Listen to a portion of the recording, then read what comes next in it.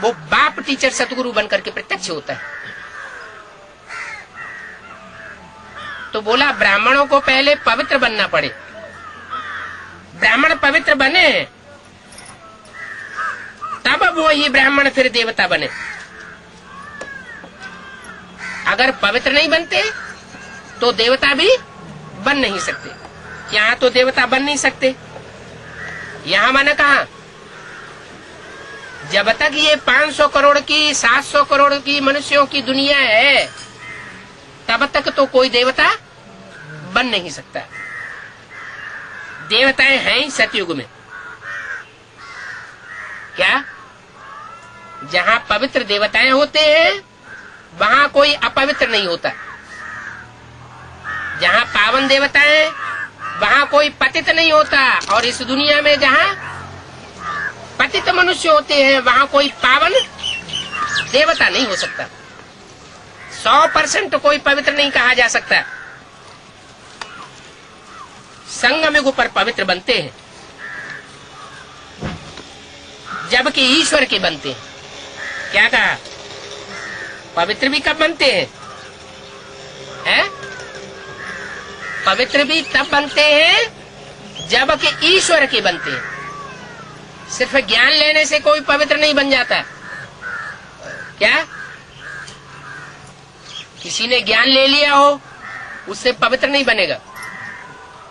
ज्ञान सुन लिया हो, ज्ञान दूसरों को सुना लिया हो, कोई जरूरी नहीं है कि वो पवित्र बन जाए। क्योंकि रावण भी बहुत ज्ञानी था तो ब्राह्मण ना, ब्राह्मण था। ब्राह्मण रावण कुंभकर्ण मेघनाथ ये ब्राह्मण ही थे।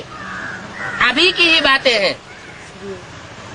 तो ब्राह्मण तो था, ज्ञान सुनता तो था, ज्ञान सुनाता तो था, लेकिन विभिचारी था।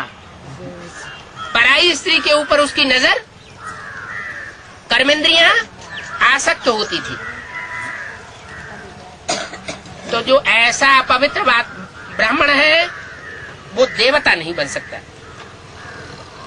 पवित्र देवता तब बनते हैं जब ईश्वर के बनते हैं। किसके बनते हैं? जो इस दुनिया का सबसे बड़ा शासन करता है उस शासनकर्ता के बन जाते हैं। माना इसका क्या मतलब हुआ? शासनकर्ता के बन जाना, बन जाने का मतलब हुआ बुद्धि से सरेंडर हो जाना। जो तन है, जो मन है, जो धन है, जो संपर्क है, संबंध है, वो सब ईश्वरीय सेवा में अर्पण कर दे। तो जब ऐसा अर्पण में बुद्धि हो जाता है तो वो मनुष्य से देवता बन सकता है। ईश्वर के बनते हैं तो पवित्र बनते हैं। पतित पावन बाप आते ही संगम पर है।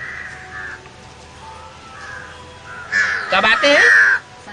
संगम पर ही आते हैं। संगम पर बैठ धर्म स्थापन करते हैं।